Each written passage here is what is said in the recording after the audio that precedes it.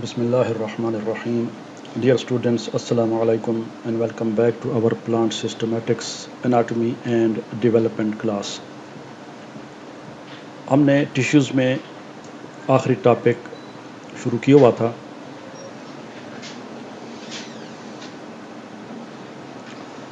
और वो था सिक्रीटरी टिश्यूज़.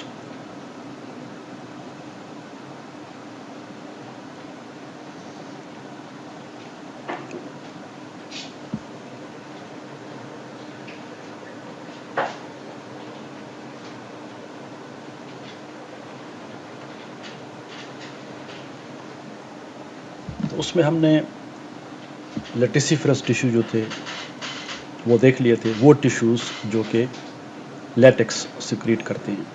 अब उसके बाद सिक्रीटरी में जो दूसरा ग्रुप है वो है ग्लैंडुलर टिश्यू का. ग्लैंडुलर टिश्यू ग्लैंड से बने हुए होते हैं. ग्लैंड्स आपने एफएससी में भी पढ़े होंगे, सेल्स होते हैं या ग्रुप ऑफ सेल्स होते हैं जो कि कोई ना कोई प्रोडक्ट सिक्रीट करते हैं. तो जैसे एनिमल्स की बॉडी में या हमारी बॉडी में डिफरेंट ग्लैंड्स हैं, मसलन थायराइड ग्लैंड है जो थायरॉक्सिन सिक्रीट करता है, वैसे ही प्लांट्स में भी ग्लैंड्स होते हैं. और लेकिन ग्लैंड्स के जैसे आप यहाँ पे देख रहे हैं, उनकी प्रोडक्ट्स दो तरह की हो सकती हैं. दे माइट बी सिक्रीटरी और एक्सक्रीटरी प्रोडक्ट्स.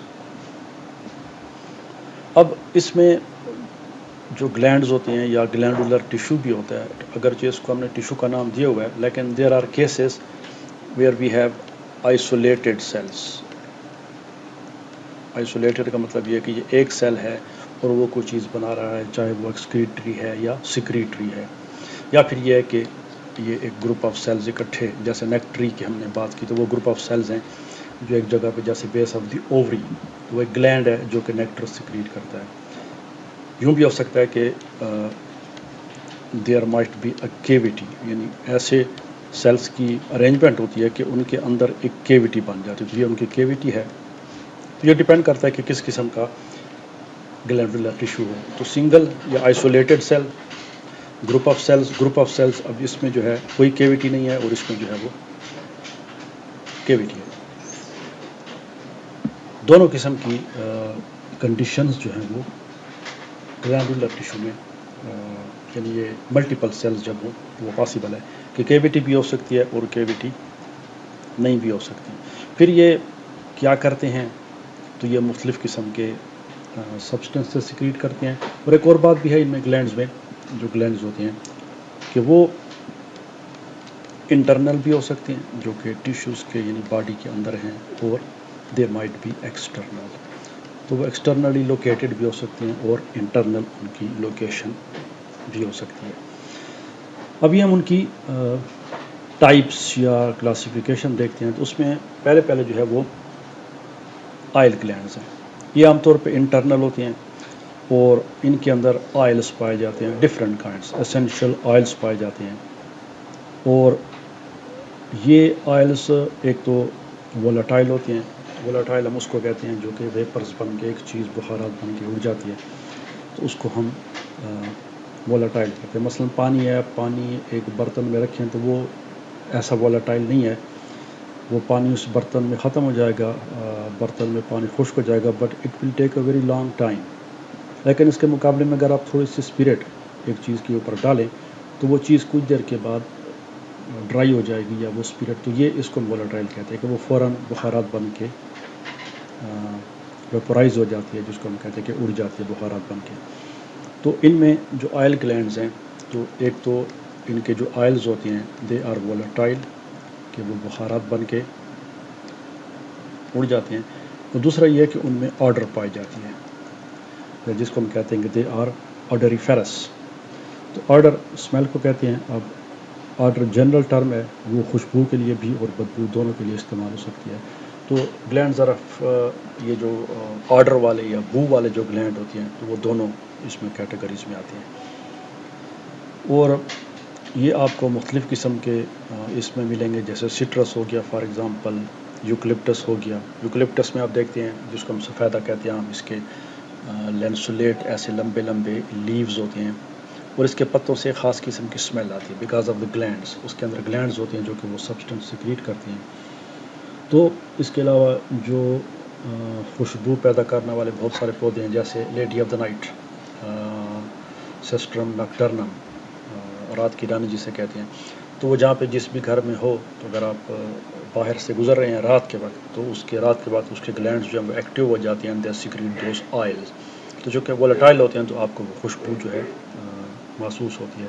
تو یہ ڈفرینٹ گلینڈز ہیں جو کہ آئلز سیکریٹ کرتے ہیں. پھر اس کے بعد جو نیکسٹ ہے اس میں ڈائجسٹیو گلینڈز ہیں. اگر آپ کو یاد تو ہم نے لیف کی ماڈیفیکیشن پڑھی تھی، تو اس میں دیکھا تھا ہم نے کہ بعض انسیکٹیورس پلانٹس ہوتے ہیں. تو ان میں پچر پلانٹ ہم نے دیکھا تھا، اور ایک دوسرا جس میں بلیڈر سا ہوتا ہے. اب یہ پلانٹس دے ڈائجسٹ انسیکٹس کو وہ کھاتے ہیں. کھانے سے مراد یہ ہے کہ ان کے ایسے آرگنز بنے ہوتے ہیں جس میں انسیکٹس ٹریپ ہو جاتے ہیں، اور پھر اس کے بعد وہ انزائمز سیکریٹ کرتے ہیں. اب وہ انزائمز کہاں سے آتے ہیں؟ تو وہ جو پچر پلانٹ تھا ایسے اس قسم کا، یہ لیف کے ساتھ اٹیچ تھا اور اس کے اوپر ایسے ڈھکنا سا ہوتا ہے. اب اس کے اندر جب انسیکٹ، یہ مکھی کوئی کیڑا آ گیا، تو یہاں پہ اس کے اندر گلینڈز ہوتی ہیں وچ سیکریٹ انزائمز. تو ابھی انزائم اس کیڑے کو یا جو بھی چیز اندر آتی ہے اس کو ڈائجسٹ کرتے ہیں. تو یہ کیا ہو گئے؟ ڈائجسٹو گلینڈز ہوتے ہیں. تو اس کے اس کے مختلف کمپاؤنڈس کو وہ ڈائجسٹ کرتے ہیں، اور پلانٹس پھر ان کو ایبزارب کرتا ہے اور ان کو استعمال کرتا ہے. تو یہ ڈائجسٹیو گلینڈز. ہائیڈیتھوڈز یہ خاص قسم کے اسٹرکچر ہوتے ہیں جو کہ لیوز کے اینڈ پہ پائے جاتے ہیں. یہ ایک لیف ہے فار ایگزامپل، تو اس کے بالکل اینڈ پہ یہ جن کو ہم کہتے ہیں کہ جہاں پہ وینز ختم ہوتی ہیں، تو ان کے آگے راستہ نہیں ہوتا، یا ان کو ہم کہتے ہیں واٹر سٹومیٹا. یہ سٹومیٹا نہیں ہوتے. تو یہاں پہ یہ ہوتا ہے کہ جو وینز جب یہاں پہ آتی ہیں تو ان کے آگے راستہ یہ ہوتا ہے، اوپن ہوتا ہے. تو پانی جو پیچھے سے آ رہا ہوتا ہے، فار ایگزامپل یہ وینز ہیں، تو یہاں پہ آ کے ان سے جو یہ ہوتا ہے واٹر، وہ ایویپوریٹ نہیں ہوتا، تو وہ یہاں پہ جمع ہوتا ہے. تو آپ کو اکثر صبح کے وقت جو پودوں کے اوپر ایسے چھوٹے چھوٹے ڈراپس آف واٹر نظر آتے ہیں، تو یہ گلینڈز ہوتے ہیں جن کو ہم ہائیڈیتھوڈ کہتے ہیں. ایکچولی ان میں سچویشن یہ ہوتی ہے کہ دن کو جب ٹرانسپائریشن بہت تیزی سے ہو رہی ہوتی ہے، تو جو پانی یہاں پہ آتا ہے وہ ایویپوریٹ ہو جاتا ہے، بخارات بن ہو جاتا ہے تھوڑا تھوڑا پانی جب آ رہا ہوتا ہے. رات کو چونکہ دھوپ ختم ہو جاتی ہے، گرمی ختم ہو جاتی ہے، ٹرانسپائریشن ختم ہو جاتی ہے، تو جو پانی یہاں پہ آتا ہے وہ ایویپوریٹ نہیں ہوتا، وہ جمع ہوتا ہے. تو وہ ان ہائیڈیتھوڈس کے ذریعے وہ یہاں پہ جمع ہوتا ہے. تو ہائیڈیتھوڈس بیسیکلی واٹر سیکریٹنگ گلینڈس. تو یہ پانی ان سے باہر آتا ہے، اور صبح کے وقت جس کو ہم کہتے ہیں کہ جی پودے پہ شبنم پڑی ہے، تو ڈیو جسے کہتے ہیں، وہ ڈیو نہیں ہوتی، شبنم نہیں ہوتی، وہ پودے کا اپنا پانی ہوتا ہے. چونکہ وہ ایویپوریٹ نہیں ہو سکتا، تو وہ اس کے یہاں کناروں پہ جمع ہو جاتا ہے ان ہائیڈیتھوڈس سے باہر نکل کے. تو ان کو ہم واٹر سٹومیٹا کہتے ہیں یا ہائیڈیتھوڈس. اور آخر میں جو آ جاتا ہے وہ گم اور ریزن گلینڈ ہوتی ہیں. تو یہ مختلف قسم کے پلانٹس ہیں، جیسے جمنوسپرمس کی میں نے آپ کو پیچھے اس میں مثال دے دی. اس کو بیروزا کہتے ہیں، ریزن. یہ ان کی درختوں سے ایسے پیلے رنگ کا سخت قسم کا ایک سبسٹنس نکلتا ہے. بعض درختوں کی اگر آپ چھال کے اوپر آپ دیکھیں تو ایسے آپ کو پیلے رنگ کا ایک سبسٹنس نظر آئے گا. دس از نون ایز ریزن. اکثر یہ مکینک جو ہوتے ہیں یا ریڈیو اس قسم کی چیزیں بنانے والے، جن میں وہ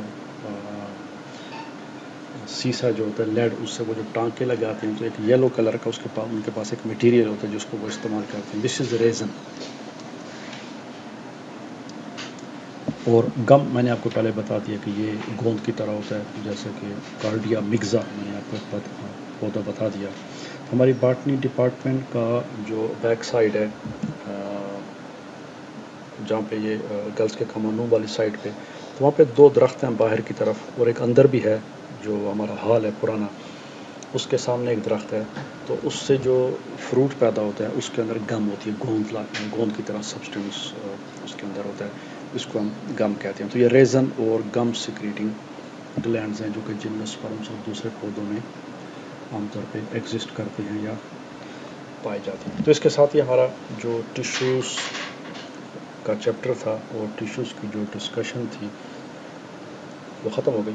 اور اس کے بعد پھر ہم انشاءاللہ جو میری سٹم کے 1-2 ٹاپکس ہیں اور ٹیشو سسٹمز اور باقی آگے بارے وہ نیکسٹ ویڈیوز میں دیکھیں گے.